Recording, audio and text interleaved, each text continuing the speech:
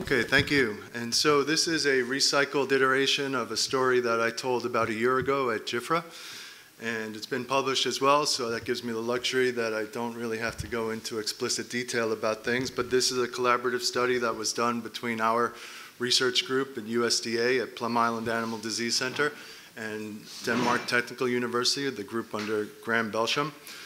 And the punchline of the story is given away in the title, so I think I'll just jump right into it. And so the FMDV carrier state is very well described, and I really like these old papers that pave the way for everything we do today, but I'm not going to talk about them at all today. They're just here for posterity. And I'm going to jump right into the anatomic location of persistence, which is pretty well established to be in the nasopharynx of cattle. And what I show here is the dorsal nasopharynx and the dorsal soft palate, which we identify differentially as two distinct tissues. However, in 3 dimensions, they are the top and bottom of a 3-dimensional tube, and so essentially they are both the same tissue, which is the nasopharyngeal mucosa. Just a reminder that this is nasopharynx and not oropharynx, which I know becomes complicated sometimes because we talk a lot about oropharyngeal fluids from which we isolate FMDV in carriers, and it's inconvenient that we pass the probang through the oropharynx to retrieve those little variants, but we're really taking them from the nasopharyngeal tissue. So the tissue site is the nasopharynx. The liquid sample is oropharyngeal fluid. And so if I log into ER approval, which I don't want to do, sorry. So microscopically, we've also shown repeatedly that there are these very well-demarcated, well-delineated, anatomically consistent regions that we refer to as the follicle-associated epithelium, where FMDV persists, also the site of primary infection. This is also sometimes called the reticular epithelium, and if we stain this to localize the FMDV, it consistently localizes to these same areas here, the red cells up high, and the superficial layers typically, and these very scant and few individual cells in these consistent anatomical regions. So while these and other aspects of FMDV persistence are pretty well agreed upon and known, there are other aspects which are less so and somewhat controversial. And the subject, can cattle transmit FMD? Carrier cattle, are they able to transmit? And do carriers even matter at a slightly higher level? And so one of my favorite ways to look at the question of transmission from carriers is this paper from Netherlands, the Tenzin et al. Paper from 2009, which was this meta-analysis that looked at every paper, every study ever published that demonstrated or attempted to demonstrate transmission from carrier cattle and buffalo to other naive species. And so in this paper, I think there are, I forget how many, maybe 21 instances in which carrier cattle were the donor, and they calculated this beta, rate of infection. They calculated it to be about 0.02 infections per carrier per month. Now that rate actually included the buffalo donor studies as well, and it's probably an overestimation, but that is the figure that they came up with. And if you dial down into the individual studies, there's just this one paper from 1976. It's a Suttmuller-McVicker paper that shows what they consider to be transmission from cattle to pigs. If you really dig into that paper, it just shows seroconversion by virus neutralization and kind of sketchy, old school sort of conditions. And so I think even that paper is somewhat questionable. And just before I move on, I want to mention that Satya Parada's group gave us a very recent addition and contribution to this concept with more modern techniques and approaches, in which he also showed that there was not transmission from cattle under experimental conditions. So we decided to go out into the field once or twice and try and demonstrate whether cattle under natural conditions would transmit. And we did this particular study in Vietnam where we identified and recruited carriers, and we mixed them with naive sentinel calves and followed them for about a year. And sure enough, there was no transmission in the field either. And we calculated a force of infection of 0. And so those field conditions further confirmed the previously identified experimental finding of lack of transmission. And so we, as typical US federal employees, are sometimes unsatisfied and looking for things to do with our free time. And so we wanted to dial into this concept a little further and challenge this conventional wisdom of the idea that FMDV carrier cattle are really dead-end infections. And so there's this controversy and this seemingly conflict of aspects of common knowledge that they do not transmit nose to nose, yet we know there's infectious virus in there. And so we went ahead and did this study, which from today forward might be known as the nasopharyngeal sausage study based on this picture. And it is published in MSphere, and so I'm going to just move quickly through a lot of the experimental aspects, which you can find out about on your own later. And so the concept that we took to these experiments was, like I said, we know that there's infectious FMDV in this tissue, and we know that there's infectious FMDV in the oropharyngeal fluid, but if we take these materials out of the cows, out of the known carriers, and we expose susceptible, naive animals, will we get FMD? And similarly, will the animals get infected, aside from whether or not they show clinical disease? And so we went forward and we made some carriers. We ended up with 7 carriers. This was done in the FMDV facility at Lindholm Island.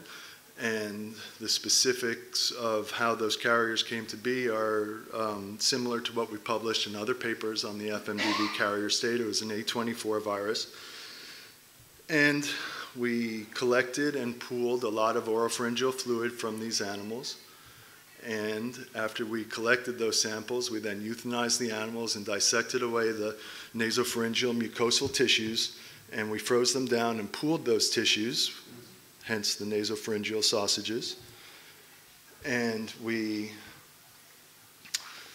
aliquoted those sausages into 5 distinct serving sizes and mixed them with pig feed, and we fed them to naive pigs. Similarly, we took the pooled oropharyngeal fluid from all 7 of those carriers, and we did 2 different experiments with that OPF. We exposed cattle through the intranasopharyngeal route, simulated natural inoculation with no needle involved, and similarly intraoropharyngeal inoculation of naive pigs. And so naturally it's interesting to know what was the dose that these animals received, and that's a little bit complicated. But first let me tell you that when we tried to get titrations on BHK21 cells, we were not able to get virus isolation positive back on either the OPF or the tissues. And so again, that, just for emphasis, this material was below the detection of threshold of BHK21 cells. However, when we used our fancy alpha V beta 6 transfected LFBK cells, we were able to isolate virus on both samples. And on the nasopharyngeal sausage, we couldn't get a titer, but it was VI positive, and each pig got about 45 grams of the material. When we calculated the total dose that the pigs and cows received, it turned out that the cows got about 10 to the 2 TCID50 on LFBK alpha V beta 6s, and the pigs got 5 10 to the 1. That was not intentional. It just was a practical limitation of the amount of material we had and how much material could be put into the pharynx of a cow compared to a pig. And so it was not intentional to have those different doses.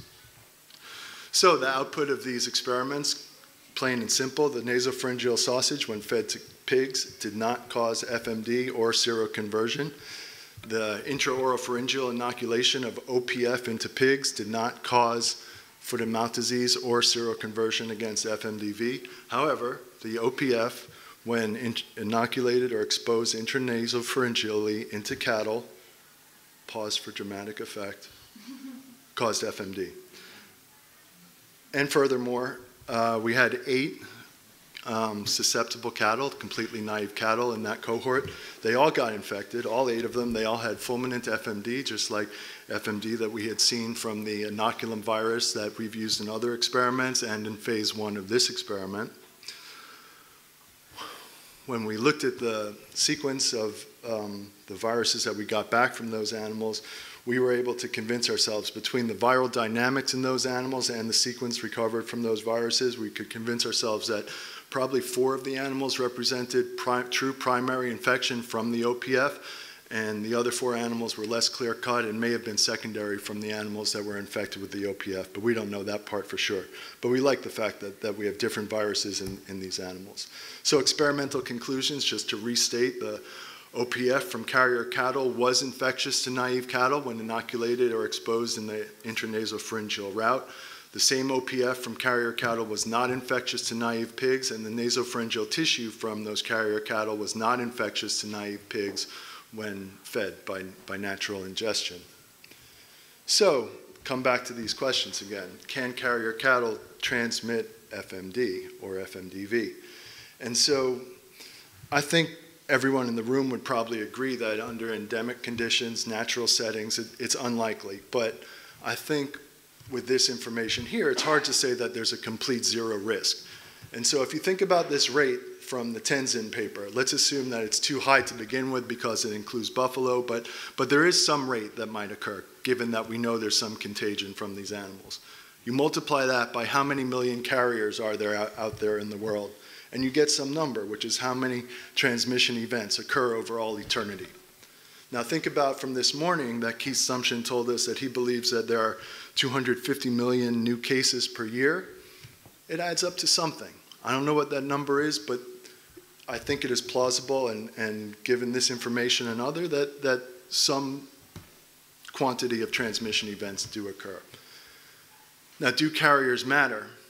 That's a more complicated question, and we delve off into realms of philosophy rather than science a little bit, and economics and policy, things which I don't know much about. But that said, consider the FMD-free world, which is a little bit different from the FMD endemic world. And when we have outbreaks in our free world, we stamp out. And most of the reason for that stamping out is to curtail the spread of the outbreak.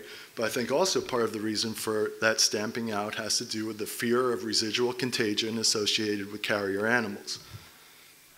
Now, the driving force behind that varies, right? But part of it is handed down to us by the OIE and the terrestrial guide, terrestrial manual, Article 8.87, which talks about the return to FMD-free status without vaccination, and the economic incentive of 3 months bonus if you stamp out the vaccinated animals, and similar but different for FMD-free with vaccination conditions. And I think that's part of the driving force as well. Now, ironically, one of the other reasons I think continuing to think about carriers matter doesn't really directly have to do with carriers itself. It has to do with what I call Neoteric subclinical infections. Now, the distinction there is that when a vaccinated animal, for instance, gets exposed to FMDV, they will get infected and they will carry that virus, but that's a new infection. That's a Neoteric infection with FMDV, which is generally subclinical if it's a homogeneous virus to the vaccine, right? And so those animals probably shed, we know they shed more virus, and we know that they transmit virus more than carriers. And we showed that recently in this study from Pakistan, where what we have here in this time course is 7 distinct viruses moving through a herd of vaccinated buffalo, completely subclinically over the course of 1 year, and we recovered those viruses separately. And so to look at this another way, if you start with a vaccinated animal, you start with this N Neoteric infection, which is subclinical, and after 28 days, if that animal remains infected, it becomes persistent. But in this hyperendemic setting, other infections occurred along the way, and so you end up with animals that are multiply infected or single serially infected, but you have this interplay between Neoteric subclinical infection and persistent subclinical infection. And so my point is, to understand what's happening in these scenarios, we should keep chasing these animals to understand the dynamics and interactions of these distinct viruses and these distinct forms of infection. Now, this was in a hyper-endemic but vaccinated scenario. Similar but different in Kenya, when I was on a EuFMD training course with Dr. Nick Lyons, we visited a man named Samoja and witnessed a phenomenon that was similar but different. And so in this case, these were not heavily vaccinated animals, but now similar concept in indigenous breeds of cattle with infected with viruses to which they're highly adapted, and the virus-host interaction is very different than exotic breeds, for instance, Holstein to Africa. And so in an adjacent farm, we saw outbreaks with fulminant FMD, but yet on Samoja's farm, we saw what we really believed to be FMDV infected cattle, but we could not find clinical disease. My point being that, again, to understand and ultimately eradicate the virus from these areas, I encourage the community to continue to invest into understanding what's happening in these regions. So, to wrap up, overarching conclusions, and yes, I editorialize a little bit at this point, but I believe that the progressive path to global FMD eradication should include active surveillance for subclinical infection, and that should include both Neoteric subclinical as well as persistent subclinical infection. And as a reminder that a lot of people don't think about, the vaccines that we do have available now, they do not prevent primary infection, and they do not prevent the carrier state. They do not prevent persistent infection. There's abundant evidence of that from the conventional killed vaccines, and we have more and more evidence of the same phenomenon from next generation vaccines. And therefore, I suggest that we should continue our laboratory-based endeavors to research and develop products to prevent persistent and primary infection to strive towards global eradication, with the point being that if we're going to eradicate from these hyper-endemic regions where we do not have as much control of the population as we had when we eradicated from Europe and North America, I believe you do need products that will prevent primary infection, and I think that's the only path to prevent persistent infection as well. And with that, I just want to acknowledge a few people. Carolina Stenfeldt was instrumental in every bit of this study, from design to execution to writing, and just mention and acknowledge Graham Belsham for leading the group at DTU, and Luisa Losi for overseeing the animal care staff at DTU Lindholm. And I think that is all I have to say at this moment, so thank you very much.